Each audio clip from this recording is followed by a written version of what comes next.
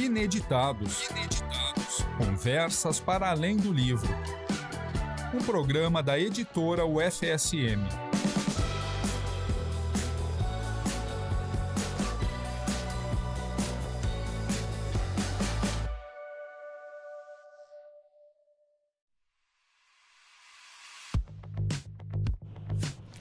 Olá para você que nos acompanha em mais um Ineditados, Conversas para Além do Livro.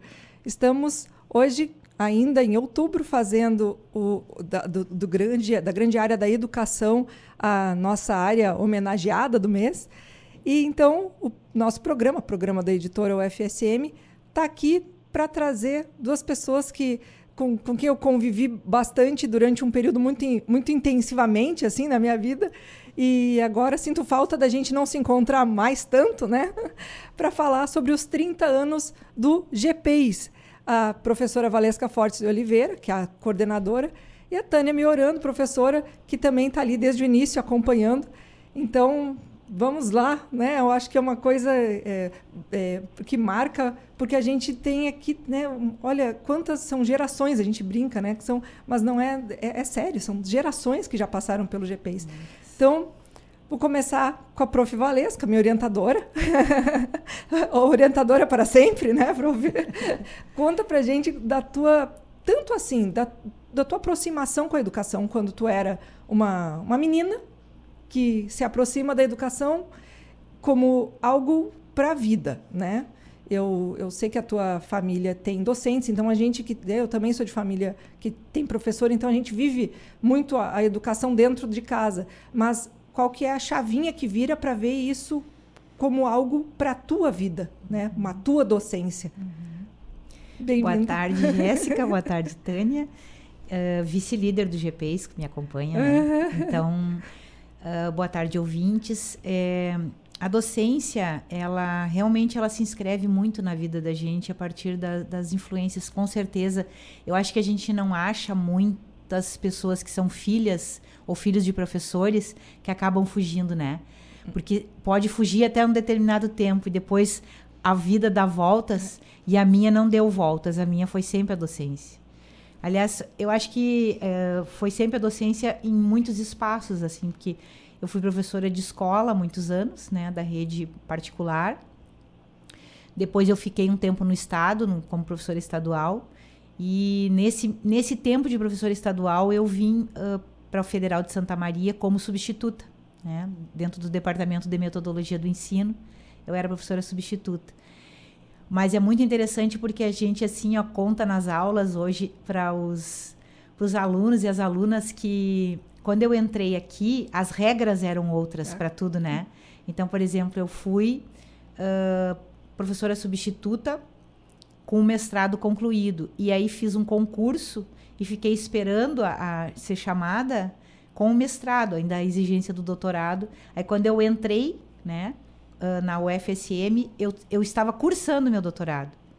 E é muito interessante que a pós-graduação também não tinha essa exigência. Eu já cheguei na UFSM e um ano depois eu ganhei 4 orientandas no mestrado. Fazendo o doutorado, eu já orientava 4 mestrandas e uma de iniciação científica. E foi nesse grupo que nasceu o GPES, porque esse encontro com esse campo, né, que é Grupo de Estudos e Pesquisas em Educação e Imaginário Social, foi dentro desse momento. Eu brinco, Jéssica, que é século passado, né? Porque é 91. O meu doutorado é do século passado.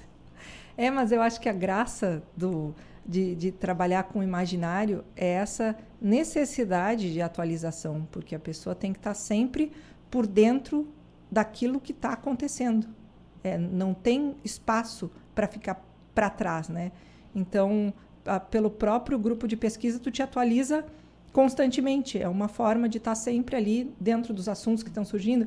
E já sei que, por exemplo, uma das pesquisas aí vai envolver, por exemplo, inteligência artificial, né? Uma do momento. Então, é essa necessidade, porque os assuntos vão se chegando, né? E tu precisa também, por meio dos teus alunos, dos teus estudantes, ficar por dentro do que está acontecendo. E esse vínculo que tu contaste da escola, né? Porque tu sabe bem disso, que tu fizeste a tua tese de doutorado com uma escola que é muito cara para nós. Então, também esse vínculo com as escolas trazem para nós muita aprendizagem, né? Porque a gente entende que essa é a função da universidade, né? A produção do conhecimento, mas é também a gente produzir conhecimento com aqueles que esperam de nós respostas, junto conosco, né? Que é a nossa formação aqui dentro e as escolas que é para quem a gente forma também, né? Os professores. E muitas das quais sentem essa carência, e eu acho que a instituição tem reforçado essa prática da extensão, né, nos últimos anos, porque justamente eles querem parceiros, né? Eles não querem quem chegue com a coisa pronta, não? Eles querem construir junto. Claro. Isso exige tempo, exige dedicação, e aí a gente tem... Aí agora eu puxo a brasa para o meu assado, que eu acho que o GPES tem uma grande contribuição nesse sentido de nos colocar no local, né? Nos colocar onde é preciso e fazer com que a gente também, em certa medida, puxe para si essa responsabilidade, né? Porque a gente percebe esse envolvimento e eu sempre, quando tenho oportunidade de dizer, eu digo, eu entrei no doutorado com um projeto muito ensimesmado, porque era falando do que eu fazia, do eu isso, eu aquilo, e eu acho que o GPES é muito nós, né? Muito a gente. Então, dentro, né, dessa tua chegada na instituição, como é que tu se sente chamada a trabalhar com o imaginário social na educação, com a formação docente? Como é que essas palavras-chave se achegaram na jovem Valesca que estava chegando na instituição?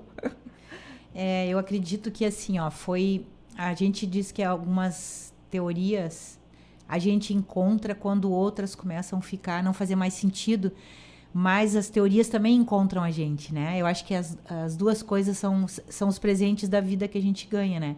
E eu estava na URGS no momento, 91, 90 foi um momento que a educação estava muito, o pensamento crítico dialético, que a minha formação toda no mestrado foi bastante materialista, então com teorias bastante materialistas no sentido da concepção marxista da educação, e a educação estava muito marcada por uma produção que vinha contra toda uma produção mais conservadora, assim, que a gente diria assim, mais da escola tradicional. Então vem toda a ideia da escola emancipatória, né? 80 foi os anos que o Paulo Freire voltou a ser lido, né?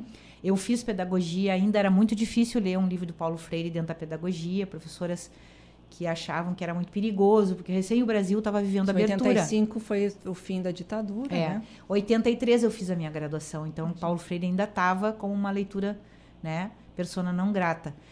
E na URGS, e depois até 90, foi muita educação crítica, né? Então, assim, a perspectiva dialética, todas as minhas professoras... É uma retomada, né?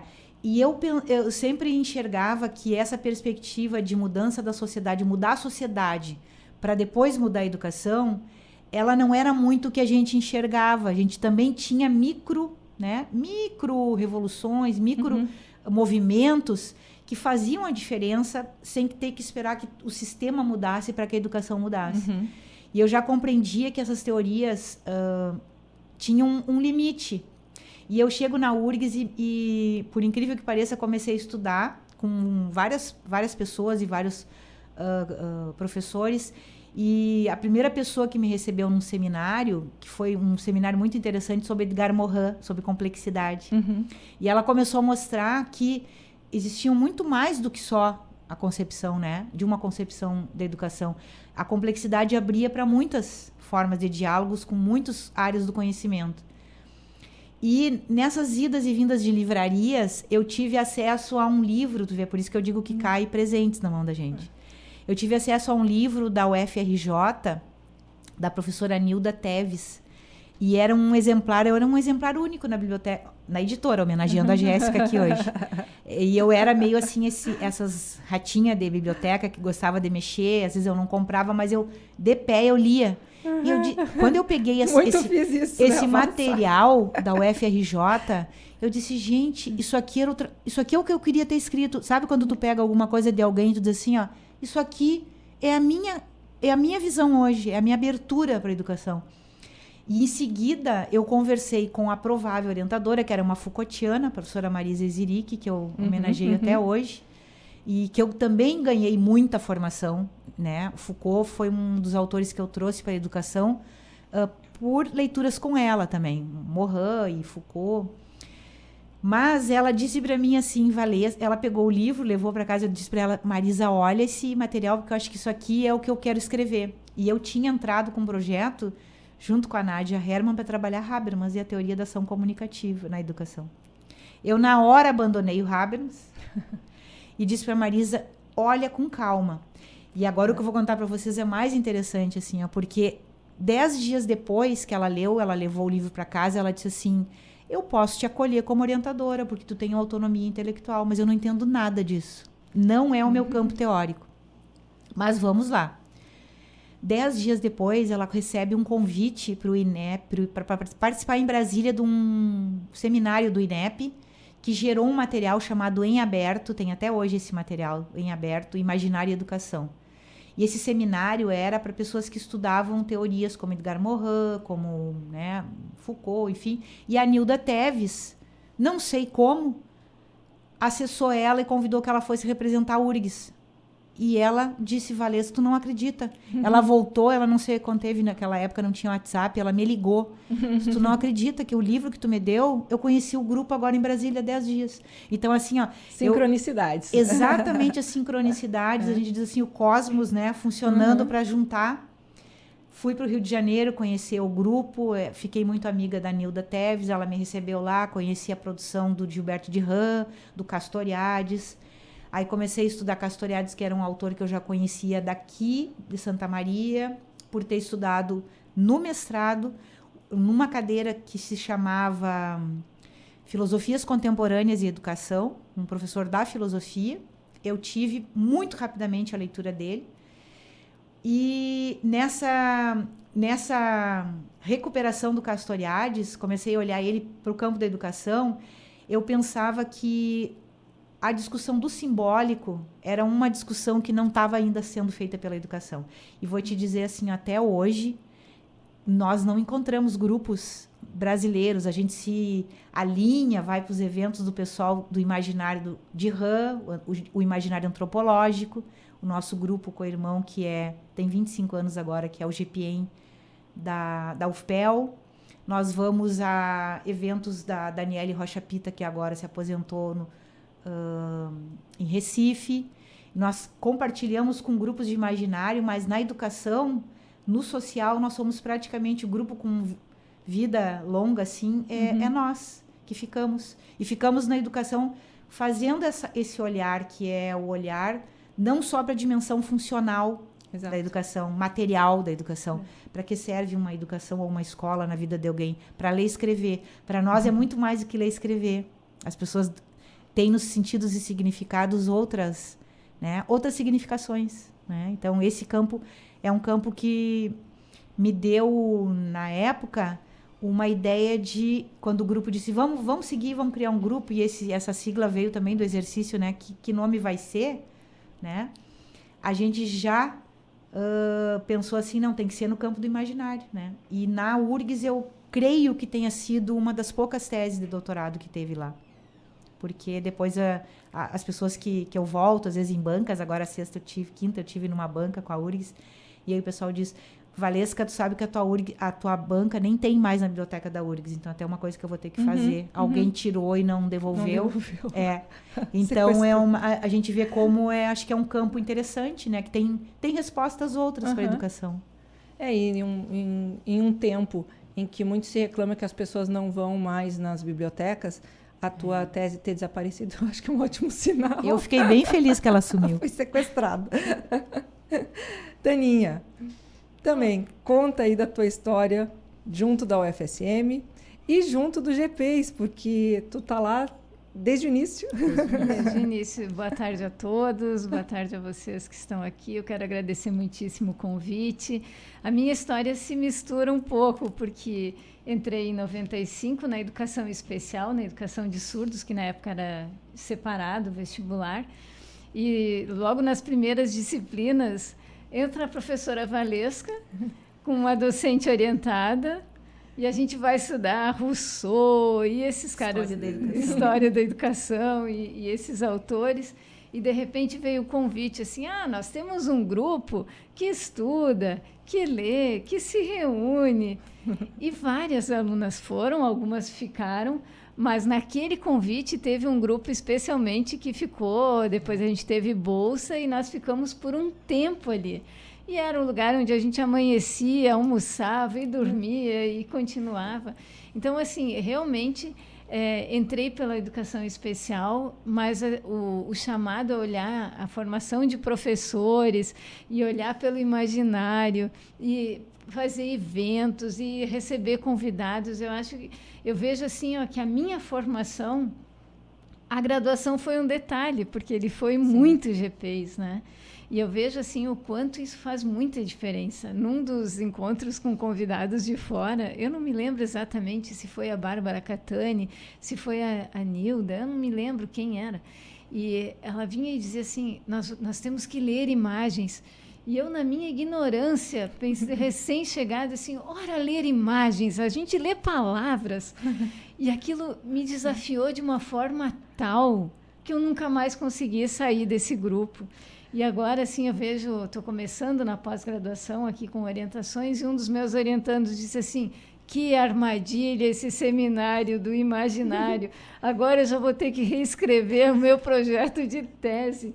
Porque a gente vai entrando e vai... se apaixonando, né? Se apaixonando. É uma lente, né? É potente, né? Muito. E é um convite, assim... E eu também já não consigo mais tirar esses óculos. Porque depois que a gente se aproxima de grupos de pesquisa, das suas teorias, e aqui no nosso do imaginário... a gente vai olhando para as nossas leituras de referência na graduação com outros olhos. Uhum. É uma formação que realmente se torna transdisciplinar, percorre as artes, o teatro, a música e volta para as nossas teorias lá. E dali a gente questiona, duvida, suspeita, e tenta ver onde é que a gente se encontra no meio disso tudo, assim. Então, é uma alegria muito grande desses 31, né, anos de GPs, os 27 que eu estou ali. Então, é uma história bem misturada e que eu tenho uma alegria enorme em dizer que eu vou vendo as gerações entrar e sair, voltar a participar. É muito lindo, assim. Eu só tenho a agradecer mesmo, desde o primeiro convite até esse espaço todo que tem até hoje. Eu sempre... acho interessante bom, essa história várias pessoas já ouviram e vão ter que ouvir mais uma vez agora.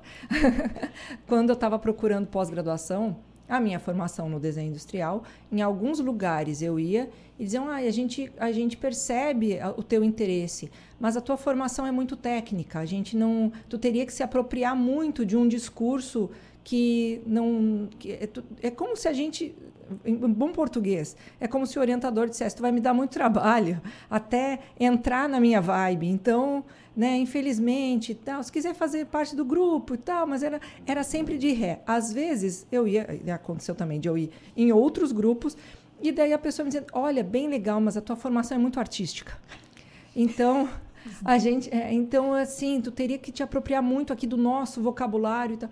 E o dia que isso aconteceu, que foi assim uma distância, digamos assim, de 15 dias, estava por abrir a época das pós-graduações, isso ainda no mestrado. E eu pensei, poxa vida, onde então que é o meu lugar? Né? Isso,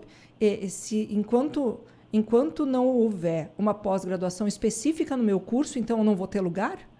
Né? Numa universidade, acho eu tenho que encontrar o meu caminho, né? E daí, quando a gente fala em gerações, né, nós temos lá no desenho industrial o Málcio, que é conhecido de muita gente por causa dos cartoons, foi orientado da professora Val. O Dalmaso, na verdade, o Dalmaso que nos abriu as portas, né, da esperança, abriu os caminhos lá junto da professora Valesca. E, na sequência, conversando com o Dalmaso, ele diz, mas, Jéssica, o teu lugar é no GPs, porque o GPs é o lugar de todo mundo. E eu achei isso tão legal, sabe? Porque realmente, e aí entrando lá, é isso que tu falou, Tânia, é gente da música, é gente de todas as artes, e quer conversar com gente da psicologia, tem também, e do teatro tem também, e do desenho industrial tem também. E da arquitetura e da arquitetura, também. Exato, são pessoas que estão lá para pensar a sociedade. Uhum. O social, que é uma coisa, faz com que a gente pense, né? Paulo Freire, leitura do mundo, né? Vamos que mundo é esse que a gente está lendo e que está se achegando a nós e que a gente tem que estar aberto, né? Tem que estar disposto a ler. Porque se é isso, se eu ficar sempre na minha caixinha, os artistas com os artistas e os técnicos com os técnicos, bom, então aquilo ali vira uma endocriação ali que não... até se cria, mas... E para além disso, e o fora da gavetinha, e o fora da caixinha, né? E o GPs faz essas provocações todos os dias. Às vezes eu chegava lá, poxa vida, a gente vai ler esse texto de novo. Vamos lá. Aí daí tinha outra discussão que é para outro lado, eu dizer, nossa, nunca é de novo, nunca é de novo e nunca está pronto. Eu acho que isso que essa oportunidade de se reinventar a cada encontro, né? A gente estava partilhando quarta-feira passada de uma aula, né, que a gente trabalha um seminário, Lugar do Imaginário, na formação de professores. E a gente disse no final, né, para a turma assim, vocês vão ver que vocês são um grupo privilegiadíssimo, que enquanto algumas pessoas, para uma pergunta dessas que foi feita na noite, para um problema desse que foi trazido aqui na roda, e eram vários problemas que estavam sendo trazidos, a violência nas escolas, as crianças, o celular na mão das crianças agora, a proibição do celular, como é que o imaginário se pensa a sua contribuição dentro dessas questões todas, né? O adoecimento docente. Aí nós brincamos assim, vocês são um grupo privilegiadíssimo, porque o imaginário social, ele não trabalha só com a contribuição da leitura do diagnóstico do instituído. Ele mobiliza alternativas para pensar, e não é uma resposta para um fato ou um fenômeno. São múltiplas respostas. A ideia da gente sair daquela coisa do simplismo, né? Do reducionismo, né? Quando a gente vai responder, é isso e deu, né? Bom, para as pessoas tira o celular, proíbe e deu, né? Mas o que o celular também pode que não foi, que ainda não foi experimentado? O que o celular exige ainda do adulto? Aí tu já começa num outro plano, né? O adulto que está perto dessa criança, que segundo uma professora, estava aborrecida com 3 anos e queria o celular na mão. Tá? Então, assim, o adulto tem também, né? Então, o adulto, o adulto se qualifica para responder com uma teoria, por exemplo, como essa, ele está no mundo também para produzir respostas, né? Ele não está no mundo só para dizer isso pode ou não pode. Isso pode por quê? Isso não pode por quê, né? Então, a gente brincava na sala de aula assim, vocês vão ter agora uma lente que vocês não vão sair nunca às quartas de noite tranquilos daqui. Vocês saem com mais perguntas do que entraram. Mas essa é a ideia, né? Que a educação consiga responder um pouco mais do que vem respondendo, né? Sim. Essas diversas possibilidades, porque a gente diz que tem as entrelinhas, que tem essas outras leituras, mas às vezes a gente se põe a olhar o que primeiro salta e por aí para, né? Mesmo essa coisa dos celulares, num primeiro momento a gente reclama a distração das crianças, mas não tem mais como tirar o celular. Então, a gente precisa conversar sobre ele, ver as possibilidades. Olhar, e isso, o imaginário começa com uma pergunta e vai percorrendo, e a gente vai vendo outros interesses que tem por aí, outras possibilidades. A gente vê o que está instituído e possibilidades instituintes que, como professores, nós temos essa função de pensar para também não sermos substituídos por um algoritmo, né? Na hora do ensino. Então, essa parte do imaginário, o GPs, eu acho que é uma porta aberta, assim, dentro da formação de professores ali na educação, que também acolhe muitos, assim. A gente tem tido a alegria de ter muita procura nos nossos seminários. Isso é muito bom, né? Eu acho que em épocas de transdisciplinaridade, eu acho que tu usou uma palavra que é a marca, né? Acolhe. E o acolhimento no grupo de pesquisa, em todos os grupos de pesquisa, acaba meio que se tornando essa coisa meio irmanada, né? Por causa do convívio, por exemplo, né? Na organização de um evento. Também as coisas precisam estar funcionando para que o evento, na ocasião, corra tudo bem. E por mais que exista uma coordenadora e tal, mas a Valesca, eu acho que ela tem um papel muito interessante, que é o de delegar e confiar de que as coisas vão estar prontas, porque também tem aquele que delega, mas é centralizador, né? E fica ali no pé. Não, e a Valesca dá essa autonomia, que é um outro termo muito importante dentro do GPs. Autonomia, né? Então, até eu percebo que esse acolhimento acontece em todas as frentes e acaba dando realmente um chão comum, né, mais unitário para aquele grupo. Né? Porque vai ter o horário de se reunir, o comprometimento em fazer uma leitura para aquela ocasião, que é o próximo encontro. Então, existe é quase que em paralelo, né, ao curso, é um outro compasso. E dentro disso, Tânia, como é que tu te enxerga ali, tendo acompanhado tanto tempo? Conta um pouco assim das tuas idas e vindas também, mas eu me recordo, eu te conheci quando tu estava fazendo o doutorado, né? A Tânia me ajudou com o meu projeto, me mostrou dela como modelo para que eu pudesse organizar os meus pensamentos naquele formato para a seleção. Então, na verdade, a Tânia estava fechando um ciclo, eu estava iniciando outro, mas depois ela veio fazer parte da instituição como docente. Conta como é que foi esses meandros. Esses meandros. Bom, então, como eu disse, essa primeira acolhida foi lá em 96, eu entrei em 95 no curso de Educação Especial e Educação de Surdos, na época que tinha essa separação, e fui acolhida até 2000, assim, em todos os momentos com projetos que até hoje o GPES tem uma gama grande de projetos de pesquisa, de extensão, de abertura a essas idas e vindas às escolas, que é muito importante. Dali, eu logo tive a alegria de entrar para o mestrado depois da graduação, que também foi uma parte muito importante, que na época eu propus para a Valesca, porque o GPES se abre para as diversas áreas. Exato. E eu, por ser da educação especial, até naquele ano coincidiu com várias entradas da educação especial. Mas aí eu disse, Valesca, vamos estudar o imaginário dos professores surdos. E assim, a minha alegria foi que assim... eu me senti acolhida pela proposta que eu estava trazendo, assim, inédita, né? Porque mesmo como mestrado. Exato, porque alguns poderiam dizer assim, não é a área do GPES, a gente não lê educação de surdos, até pode ser formação de professores, mas não educação de surdos, enfim. E eu me senti muito acolhida ali. Foi um tempo muito importante para a minha formação, também estava entrando no Estado nessa época, e fiquei até 2004 transitando por aqui. E o bonito do GPES é que a gente vai e volta, e vai e volta. Aí, quando eu terminei o vínculo também com o mestrado, chegou a minha hora de trabalhar e ver o meu sustento. Aí eu fiquei longe 10 anos, mas apenas longe fisicamente, eu acho, porque, teoricamente, a gente voltava para leituras, a gente voltava para eventos. A gente tem um grupo que antes era só por e-mail, agora é e-mail e WhatsApp. Então, a gente vai recebendo convites de eventos. Mesa, né? Mesas. E a gente termina o curso, mas não sai do grupo, né? Então, aquele grupo isso tá que lá. É muito legal. Isso que é muito legal. Então, eu passei esses 10 anos em outras instituições, trabalhando, continuei com os vínculos de conversa, de chamados, cá e lá. Em 2014, eu voltei para fazer algumas disciplinas em 2012, 13, de aluna especial. Aí eu fui me reaproximando um pouco mais e voltei em 2014 para o doutorado com a proposta de cinema. Agora já estava voltado para a minha docência no ensino superior em outra instituição, mas sempre conversando, sempre vai e volta. Em 2018, aí eu terminei a minha tese e coincidiu com a vaga de uma das minhas professoras que estava se aposentando.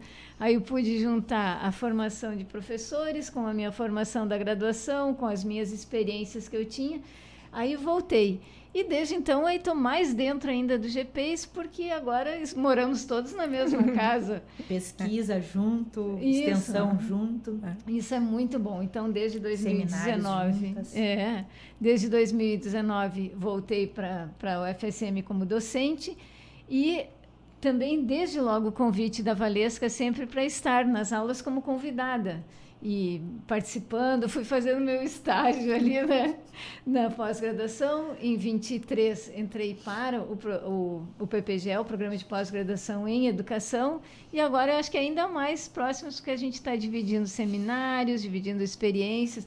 Agora é a segunda fase do meu estágio, porque primeiro era até menos compromissado, porque não assinava nada tanto, apesar de participar, de estar presente. Agora já é um pouco mais assim dentro, assumindo, então, né, orientações. Isso. Então está sendo muito bonito. Eu espero e pretendo assim sempre continuar, porque eu acho que esse legado de 30 anos não é para qualquer grupo, não é para qualquer trabalho, e vejo isso na Valesca assim, também como uma homenagem e um carinho muito especial. Assim, se tantos de nós já fomos acolhidos pelo GPES, ele precisa continuar, é uma história que precisa, e nós da educação acho que temos um ponto a aprender, que não é só uma pessoa que carrega tudo, né? Isso mesmo. Então, eu acho que o GPES tem esse compromisso e eu me vejo um pouco nesse lugar também.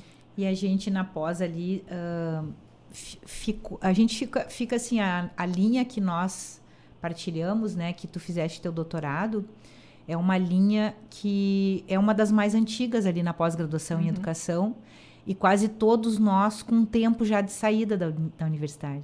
Então, muitas vezes, nossas reuniões se tornavam assim, nós precisamos começar a trazer as pessoas que fiquem, que assumam o lugar e que a linha não consiga, né? À medida assim que a gente já viu dentro da universidade, alguns grupos que quando saíram os antigos, o curso sofreu.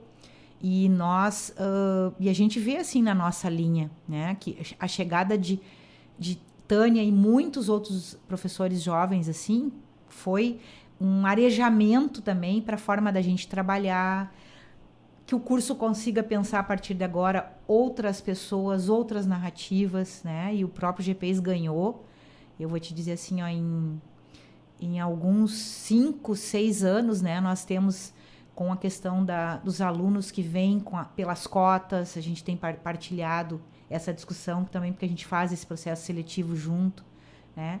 E que vem trazendo para o GPES outros imaginários.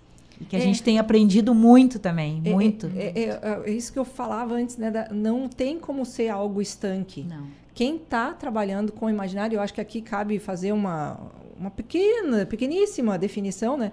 Que quando a gente fala em imaginário social, é tudo aquilo que se pensa sobre, que se compreende sobre.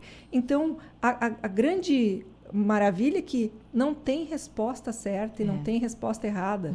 Isso mesmo. Aquilo, tudo é uma forma de contribuição. Então, quando se amplia, né, para outros públicos, isso vem a enriquecer muito, porque todo mundo que está ali dentro do grupo já tem esse denominador comum, que é uma espécie de disposição, né? De se misturar com esses outros imaginários. Então, quando nós estávamos lá, quando eu estava em aula, quando eu estava no grupo, presencialmente, sempre vinha uma outra palavra, uma discussão, alguma coisa, que alguém poderia dizer, poxa vida, mas isso não tem nada a ver comigo. Só que, ao mesmo tempo, as pessoas lá, essa característica do grupo nossa, isso tem tudo a ver comigo. E daí as pessoas queriam saber tudo sobre todos, e a gente sabia sobre... né, a gente entrava com uma informação e saía com várias, porque tudo nos era interessante. E tudo era motivo de descoberta. Né? Eu acho que essa é a grande tônica do GPES, quando a gente fala, né, enfim, para trazer aqui algumas palavras-chave, até para quem nos escuta, né? Já viu, a Val falou em instituinte, instituído. Quando nós temos algo que já está dado, mais ou menos, assim, na sociedade, a gente entende que é algo instituído. Mas as pessoas trazendo informações novas e tal, querendo mudar essa realidade, vão fazendo movimentos instituintes, que é para trazer algo de inovador, de novo. Às vezes é uma coisa pequenininha, por isso essa a importância dos micromovimentos. Né? Da imaginação, né? Nós trabalhamos com a imaginação criadora. Só para quem está ouvindo, por exemplo, um outro exemplo. A gente está montando o nosso evento para o ano que vem, né? Dos 30 anos e fazer. Então, assim, ó, eu brincava com o grupo, assim, já que a gente está com narrativas negras agora no grupo, indígenas, negras, em vez de café colonial, nós podíamos fazer o café decolonial. E aí ficou na programação do evento coffee break. Em vez de coffee break, que é uma expressão, né, americana, vamos usar café decolonial. Para dizer de um evento que se chama Ouvindo Coisas, né? Ouvindo Coisas, o ano que vem, em maio. É muito bom, porque a gente tem justamente tem o espaço para o brincar também, e é entendido o brincar como algo, né, toda a ludicidade, da imaginação como lúdica, algo da né? Imaginação, exato, que é marca do Ouvindo Coisas. Acho que fala um pouquinho do Ouvindo Coisas, que é também um evento já tradicional. Isso, a gente já vai para a 7ª edição, e nós decidimos fazer no ano que vem, que seria esse o ano. Mas o que aconteceu? Nós concorremos com a questão das enchentes, todos os eventos foram transferidos para o 2º semestre. e as datas ficaram absolutamente assim, ó, muito apertadas, porque a gente vai ter a nossa associação, que é a Amped, né, vai fazer em dezembro. Nós temos a Educação Especial fazendo o evento em novembro, Senaf de Filosofia da Educação em novembro. Então, foram muitos eventos. Nós avaliamos que isso, assim, ó, acaba tirando o que a gente gosta, que é justamente que as pessoas venham de outros lugares, venham de outros estados, né? A gente está fazendo internacional para ter também um diálogo com o Mercosul, com a América Latina, com outros países que a gente tem redes de pesquisa, né, e de produção. Então, nós deixamos para maio, consultamos os antigos participantes, como é que seria, né, para começarem já a se agendar.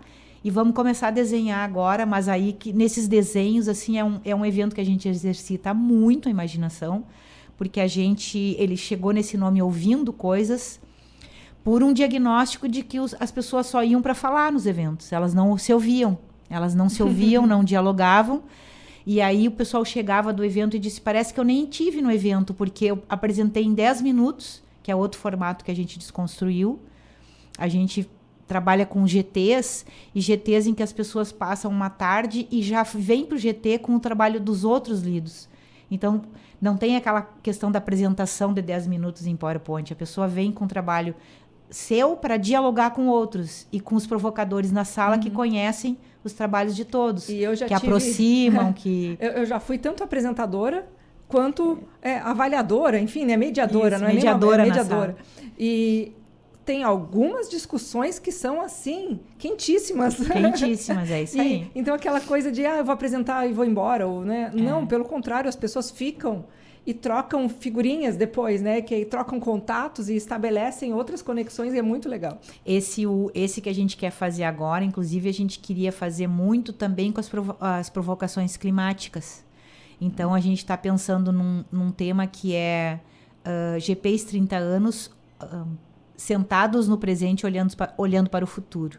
Ou sentados no futuro, olhando para o presente. Exatamente. A gente brincou com essa figura do presente e futuro, né? Com a história dos 30 anos, trabalhando com a memória.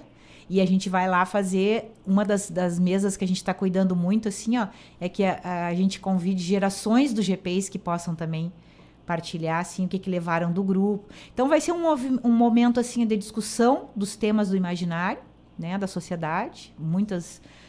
e também um evento festivo que a gente quer reunir as pessoas, e terminando com uma festa no sábado de noite. Nós estamos pensando no lugar esse que vai ser assim para todos os membros do GPs. Mas já fui provocada que eu tinha que fazer o aquecimento esse ano com os que estão em Santa Maria.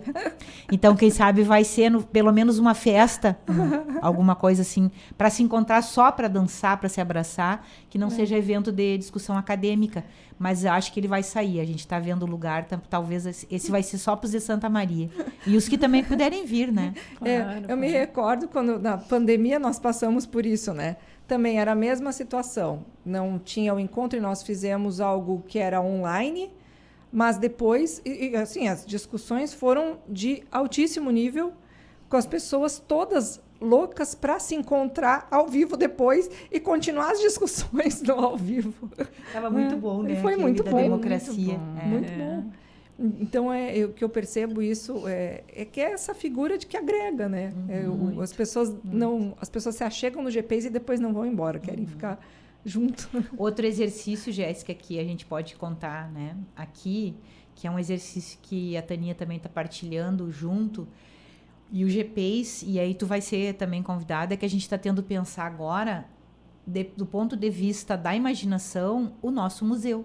Que o GPs tem uma sala lá no museu, é verdade, e não só uma sala de pesquisa. A gente tem lá uma sala de cinema que foi sonhada pelo GPs. Foi inaugurado recentemente. Esse é um espaço que a gente tem o prédio, mas a gente vê bem assim, tu que trabalha com patrimônio, né? Trabalhou com patrimônio cultural. A gente precisa construir uma ideia do que a gente quer naquele espaço. Entende? Então, assim, aí vem uma pessoa e diz, vocês poderiam apostar na ideia de um museu que seja todo interativo, espécie de Museu da Língua Portuguesa em São Paulo.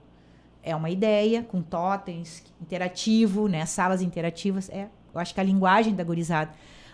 Eu partilho que aquilo também tem que ser um lugar para os professores das escolas entrarem, saírem, fazerem formação com a gente, né? Então, assim, mas isso tudo tem que ser criado. E isso tudo é imaginário, né? Quando a gente está falando imaginário aqui, não é imaginário descolamento da realidade, né? É o imaginário criação, é o imaginário possibilidade da gente estar nesse mundo criando outras formas de fazer evento, outras formas de criar um prédio, outras formas do que fazer dentro daquele prédio, né? Outras formas de dar aula, outras formas de se relacionar. E aí tem um outro termo que eu acho que é bem caro para a educação, que é a intencionalidade, né? O que eu quero com isso para gerar uma ação, para gerar o que eu tenho de objetivo para isso, né? Não, as ações não são vazias. Exatamente. Né? Nesses tempos em que tudo está sendo nos entregue pronto, né? Que a gente só pega, participa, ocupa aquele tempo e cai fora. E é um pouco isso que ali no GPs e dentro do imaginário a gente vem questionando isso, como a Valesca disse, assim, essa coisa de sonhar, de trazer essa imaginação, de pensar um museu que não é aquele instituído, talvez velho empoeirado, mas é um que esteja com outros jeitos. E nos sentirmos ali presentes pensando uma outra possibilidade. Talvez vá tomar outros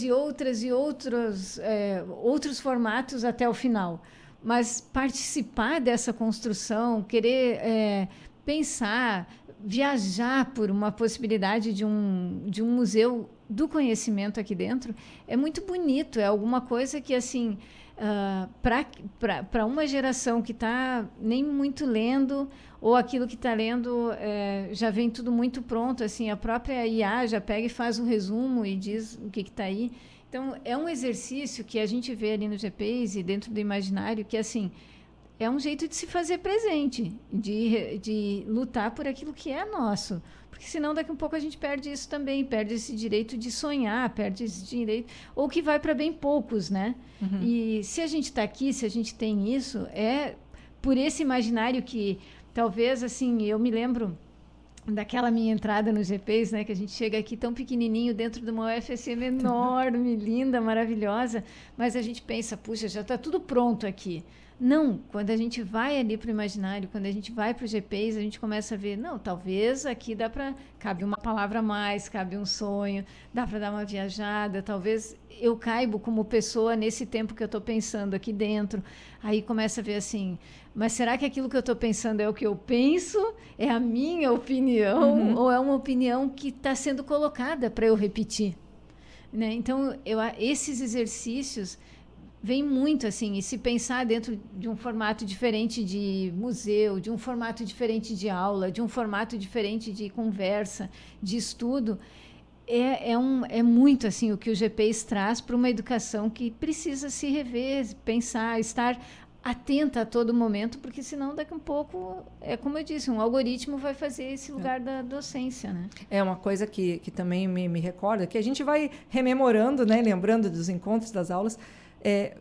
Quando as primeiras vezes que eu li Castoriadis, né? O Cornelius Castoriadis é o nosso autor de referência, né? no GPs.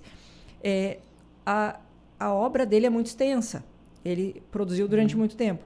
Então, em alguns momentos, ele trazia um tipo de pensamento. Daqui a pouco, ele se possibilita se rever e dizer, não, eu pensava daquele jeito, mas agora já penso mais de tal jeito. Quando a gente lê os livros meio que um atrás do outro, nossa, mas eu acho que no livro anterior ele falou outra coisa. Aí tu vai lá e ele fala o mesmo. Mas aí a gente se dá conta que o próprio autor de referência se permite o devir. O movimento. Né? O movimento que... Então, quando a Tânia traz, né, a gente tem ali um espaço que pode ser que daqui a pouco se pense que ele era de um jeito e vamos mudar. Vamos mudar. Porque não está dado. E ele... pode ser um espaço de reinvenção, enquanto, mesmo quando a gente pensa, né, um prédio, nossa, é um prédio, é algo que está ali, é estático, né? Mas não, ele pode se reinventar, porque as pessoas que fazem ele. A gente brinca aqui, o nosso programa, né? Ineditados é conversas para além do livro, é o nosso mote, né? Porque a gente sempre pensa isso também. O livro, ele é algo que encerra em si um momento daquela pessoa, naquele assunto que ela estava gostando, pesquisando no momento, mas e essa pessoa que se motivou a escrever sobre aquilo ali? Então, é isso que a gente sempre traz, né? O GPs está com 30 anos, 31. Mas quantos GPs ele é, não é? Quantos, é verdade. Se parar para pensar das histórias de cada um, ali é uma confluência, as pessoas convivem e se conhecem e tal. Então, ali o GPs é um movimento em si. Mas cada um que chega lá já sai dali também com outras... cada um tem o seu GPs também, Se a gente né? pegar a própria experiência nas escolas, né? E a escola que tu estudaste de perto, tu foi um GPs nessa escola. O Vitor, que é hoje o bolsista atual de cinema, é outro GPs, né? Então, cada pessoa que vai deixa um GPs nessa escola, né? E a gente está 7 anos naquela escola, indo para o 8º ano. Eu acho que vale a pena mencionar que né, várias pessoas conhecem a Escola Professor Sérgio Lopes, ali na Vila Renascença, que é algo que tem eles engendram junto com a comunidade uma coisa muito única, né? E esses movimentos que a gente vai lá para provocar, para contribuir, e eles nos acolhem também, né? É muito legal, tem uma sinergia muito boa lá com eles. Eu brinquei numa reunião da extensão que nós tivemos ali, diálogos extensionistas no Centro de Educação. Eu brinquei na reunião, eu disse, olha, o GPs é o seguinte, ele não entra isso porque estava sendo discutida a nossa carga horária, né? Que a gente precisa começar a colocar nos nossos encargos didáticos. Se a gente realmente acha que a extensão está entrando no currículo, ela tem que entrar nos encargos didáticos, porque a gente gostaria... Eu, por exemplo, tenho ido sexta-feira para a 4ª Colônia, porque a gente está na 3ª cidade já, Silveira, e eu estou indo com eles juntos, sabe? No transporte da universidade. Mas aí, assim, ó, eu tenho um departamento que entende que não vai me dar aula, outros não entendem, né? Então, isso tem que fazer parte dos nossos encargos. E é um movimento instituinte. Aí eu brinquei na reunião, porque se em determinado momento a gente instituiu que a pesquisa era importante e o nosso currículo tem 5 disciplinas de pesquisa, tá? E fiquei sabendo que a educação especial chegou a ter 7, tá? 7 cadeiras de pesquisa. Não é o momento agora da gente fazer outro movimento e botar a introdução à extensão? Cadeiras de extensão, exato. Né? Então, assim, ó, esse é o movimento do imaginário. A gente tem outro ruído, outro instituinte vindo, a gente precisa responder com organização curricular, com leis, com organização da carga horária, né? Aí eu brinquei e eu disse, a gente não consegue entrar para fazer uma coisinha e ir lá correndo. A gente entrou numa escola em tempo integral e já estamos no comitê gestor da cidade para acompanhamento da política da escola. Então, assim, ó, isso não é uma pouca coisa, isso te toma reuniões, te toma encontros, né? É desenhar o currículo, a organização do currículo, é ir toda semana e fazer reuniões preparatórias para o que a gente vai oferecer. Compartilhava com a Tânia, assim, que o cinema ali é só um pequeno dispositivo para outras tantas coisas que as crianças estão precisando, inclusive crianças que estão recompondo a aprendizagem. Como é que é que não mesmo conseguem. A frasezinha lá da raposa do... né? Tu te torna a raposinha que responsável tá sempre do meu ladinho, a raposinha que eu ganhei do Pequeno Príncipe.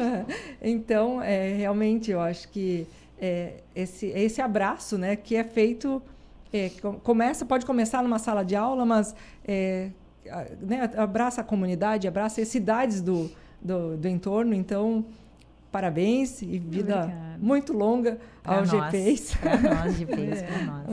Obrigada pelo convite, Jéssica. Também agradeço muito a Jéssica GPs também, né? Ela podia fazer esse programa falando das imagens dela do GPs, mas a gente agradece muito poder compartilhar das imagens.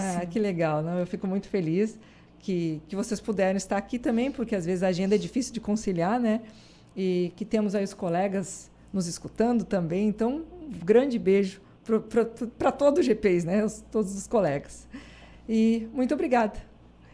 Para você que nos escutou, um grande abraço e até a semana que vem. Ineditados. Conversas para além do livro.